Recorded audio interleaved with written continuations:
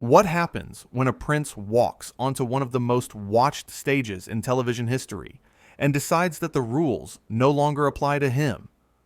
It only took one comment, one single arrogant remark, to turn what should have been a respectful conversation into the most shocking meltdown ever captured on live television.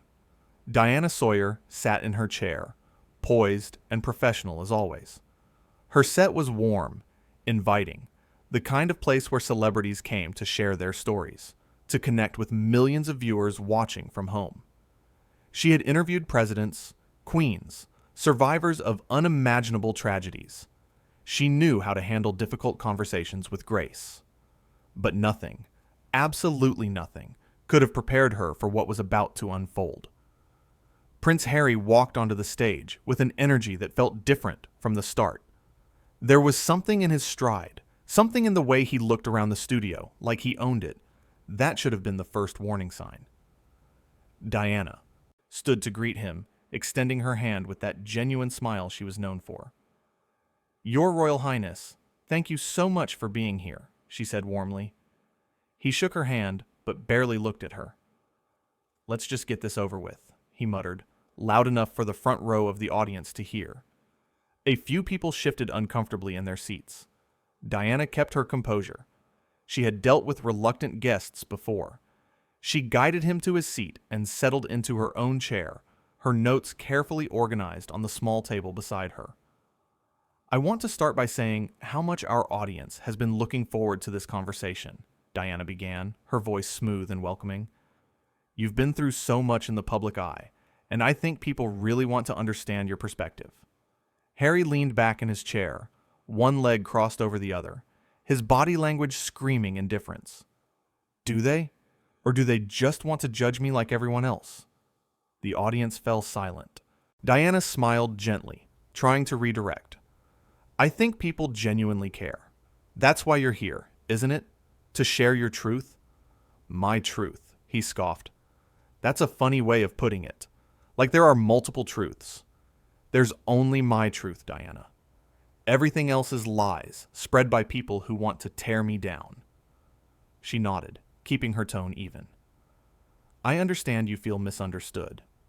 Let's talk about that. What do you wish people knew about your life that they don't see in the headlines?" He stared at her for a long moment, his jaw tight. "You know what I wish? I wish people would stop pretending to care. You, sitting there with your perfect makeup and your scripted questions, pretending like this is some kind of therapy session. It's a show. You want ratings. I get it. So stop acting like you actually give a damn about what I've been through." The audience gasped. You could feel the tension in the room thicken like fog. Diana's smile never wavered, but her eyes showed the slightest flicker of surprise. She took a breath. "I do care," she said simply. "And I think if you gave this conversation a real chance, you might find that opening up could actually help. Not just you, but the people watching who might be going through their own struggles." Harry laughed, but there was no humor in it. "Help? You think sitting here, being interrogated by you, is going to help me? This is exactly the problem. Everyone thinks they know what's best for me. Everyone has an opinion, but none of you have lived my life. None of you know what it's like." Diana leaned forward slightly, her voice remaining calm and compassionate. "You're absolutely right. I haven't lived your life. But that's exactly why I'm asking you to help me understand. Help our audience understand." "There you go again," he snapped. "The audience. It's always about the audience with you people. What about what I want? What about my privacy? My peace?" She tilted her head slightly. "Then why did you agree to come on the show? You had a choice." That question seemed to hit a nerve. His face reddened slightly. "Because my team said it would be good for my image. Because apparently, I need to fix my image. As if I'm the problem. As if I'm the one who's been lying and manipulating and destroying lives." Diana kept her voice steady. "Who do you feel has been lying about you?" "Oh, here we go," he said, throwing his hands up. The leading questions. The setup. You want me to name names so you can create your little drama, right? So you can have your viral moment? The audience was completely silent now. Every eye in the studio was locked on the stage. Diana placed her hands gently in her lap, her posture still open and non-threatening. "I'm not trying to set you up," she said quietly. "I'm trying to have a conversation with you. That's all this is. A conversation." He leaned forward, his eyes narrowing. "A conversation? Do you talk to all your guests like they're children who need to be managed? Because that's what this feels like. You sitting there, so calm, so collected, like you're the adult in the room, and I'm just some spoiled brat throwing a tantrum." Diana took another breath. "I don't think you're a spoiled brat. I think you're someone who's hurting and angry, and I think you have every right to feel that way. But taking it out on me isn't going to change anything." "Taking it out on you?" His voice rose. "You don't get it, do you? This whole setup, this whole industry you're part of, it's designed to break people like me down. You smile, you nod, you pretend to care, and then you twist everything we say to fit whatever narrative gets you the most views." She shook her head slowly. "That's not what I do. That's not who I am. And I think if you looked at my body of work, you'd see that I've always tried to give people a fair platform to tell their stories." He stood up abruptly, and the audience gasped again. Diana remained seated, looking up at him with concern.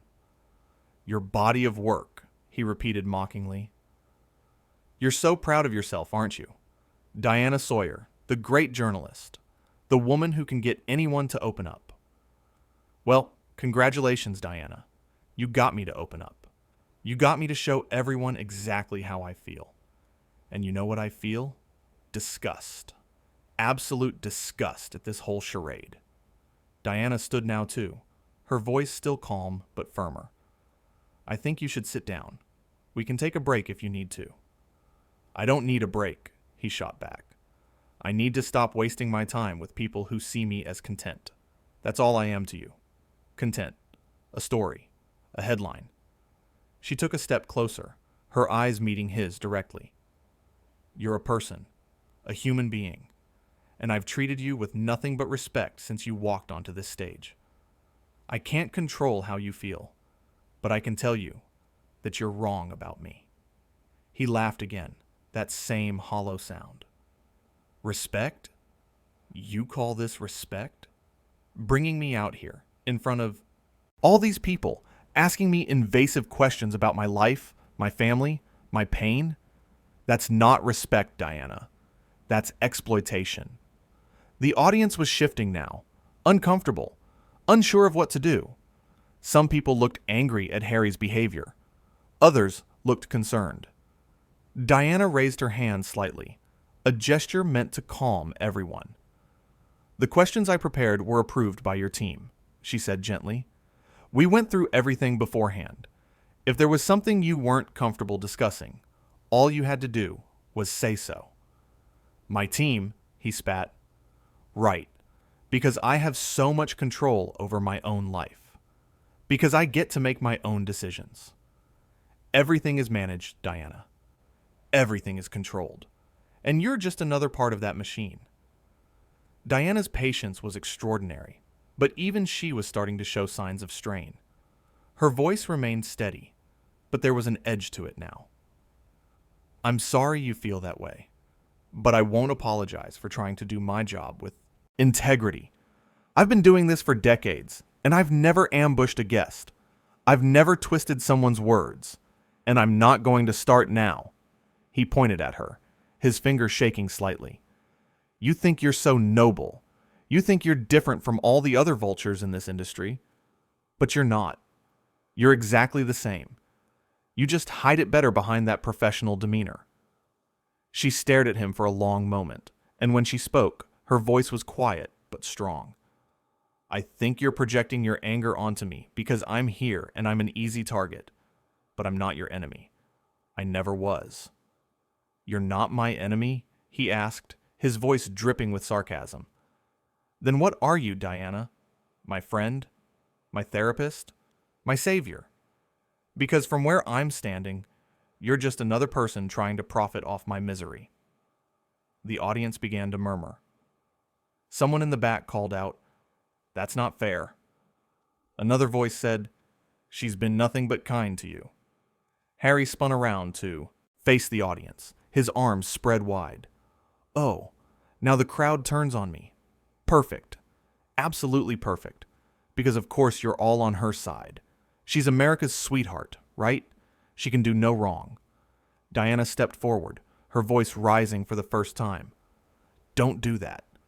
Don't turn this into something it's not.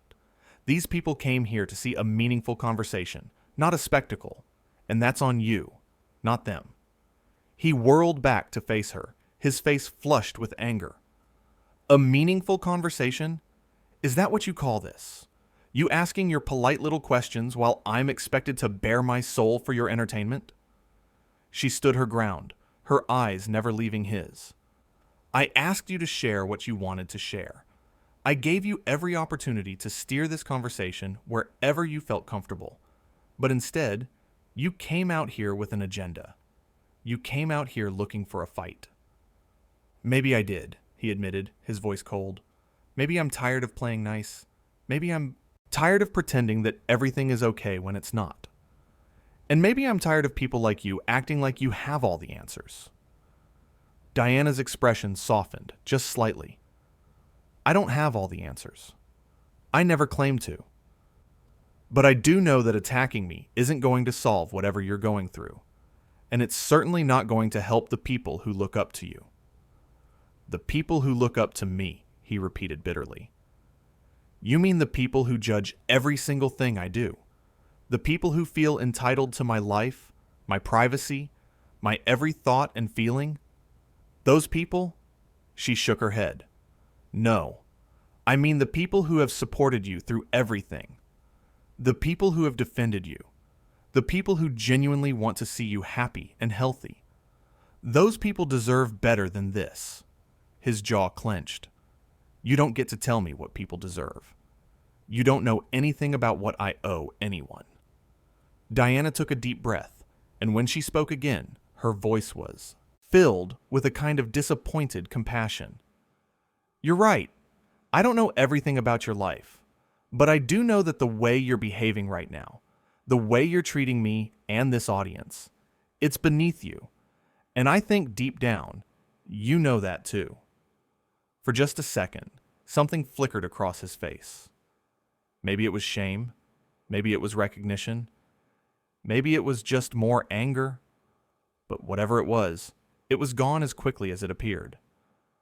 "Beneath me?" he said, his voice dangerously quiet. "You want to talk about what's beneath me? I'll tell you what's beneath me.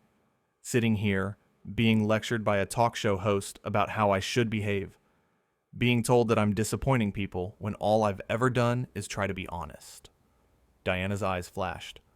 "Honesty doesn't give you the right to be cruel. Honesty doesn't mean you get to lash out at everyone around you and then claim you're just being authentic. There's a difference between being honest and being hurtful. And right now, you're choosing to be hurtful." The studio fell completely silent. Even the camera operators seemed to be holding their breath. Harry stared at her, his chest rising and falling rapidly. "How dare you?" he whispered. "How dare I what?" Diana asked, her voice still steady. "How dare I treat you like I would treat anyone else? How dare I expect basic decency and respect? How dare I not let you walk all over me just because of who you are?" He took a step toward her, and for a moment, the tension was almost unbearable. But Diana didn't move. She stood there, calm and dignified, meeting his gaze without flinching. "You know what your problem is, Diana," he said, his voice shaking with emotion. "You think you're untouchable. You think you can sit there in your perfect little world and judge everyone else. But you're not better than me. You're not better than anyone." She spoke softly now, almost sadly. "I never said I was better than you. But I do expect to be treated with the same respect I've shown you from the moment you walked through that door. And if you can't do that, then maybe you shouldn't be here." Those words hung in the air like a challenge. The audience was completely still, waiting to see what would happen next. Harry's face went through a series of emotions: anger, shock, indignation, and finally, something close to rage. "Fine," he said, ripping off the small microphone clipped to his collar. "You want me gone? I'm gone. I don't need this. I don't need you. I don't need any of this." He threw the microphone onto the chair behind him and started walking toward the edge of the stage. Diana called after him, her voice still professional despite everything. "I didn't say I wanted you gone. I said if you can't show basic respect, then you shouldn't be here. There's a difference." He stopped and turned back to her one last time. "The only difference is that you get to keep your show and your reputation, while I get to be the villain in whatever story you decide to tell about this. But I'm done playing your game." Diana stood there, her hands clasped in front of her, her expression a mixture of sadness and resolve. "This isn't a game. This was supposed to be a conversation, and I'm sorry you couldn't see that." He shook his head, a bitter smile on his face. "Save it for the cameras, Diana. Save it for your audience. They're the ones you really care about anyway." And with that, he walked off the stage. The sound of his footsteps echoed through the silent studio. The audience sat frozen, unsure whether to applaud, to boo, or to simply sit in shocked silence. Diana stood alone on the stage, watching him go, her face composed, but her eyes revealing the emotional toll of what had just happened. She turned slowly to face the audience, and when she spoke, her voice was gentle but firm. "I think we all just witnessed something very difficult. And I want to say to everyone watching that what you saw here was real. It was raw, and it was painful. But I also want you to know that I stand by every word I said. Because respect, kindness, and basic human decency should never be negotiable, no matter who you are or what you've been through." The audience erupted into applause, standing one by one until the entire studio was on its feet. Diana smiled, a small, sad smile, and nodded her thanks. She looked once more toward the exit where Harry had disappeared, then back to the cameras. "We'll be right back," she said quietly, and the feed cut to commercial. Behind the scenes, chaos erupted. Producers scrambled, trying to figure out how to fill the rest of the hour-long slot. Assistants rushed after Harry, trying to convince him to come back, to finish the interview, to at least make some kind of statement. But he was already in his car, speeding away from the studio, leaving behind nothing but stunned silence and a moment that would be replayed and analyzed for weeks to come. Diana sat in her chair during the commercial break, her head in her hands for just a moment before she composed herself again.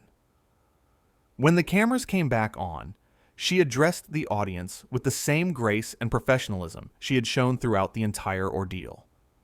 "Sometimes," she said, looking directly into the camera, "conversations don't go the way we hope they will. Sometimes people are hurting so much that they can't see past their own pain to connect with others. And that's okay. That's human. But it doesn't mean we stop trying. It doesn't mean we give up on compassion, on understanding, on the belief that dialogue, real dialogue, can make a difference." She paused, letting her words sink in. What happened here today was unfortunate, but it was also a reminder that we all have a responsibility to each other. To treat each other with kindness. To listen, even when it's hard. To show up, even when we'd rather run away. And to remember that behind every title, every headline, every public persona, there's a person who deserves dignity and respect. The audience applauded again, softer this time, but no less sincere. Diana continued, "I want to thank all of you for being here today and for being part of this moment, whatever it ends up meaning. And to our guest, wherever you are, I hope you find the peace you're looking for. I truly do." She stood then, signaling the end of the show. The audience rose with her, their applause building as she waved and walked off the stage with her head held high. Behind her, the empty chair where Harry had sat just minutes before remained as a silent testament to what had unfolded, a reminder that even the most carefully planned moments can spiral into something unexpected, something raw, something unforgettable.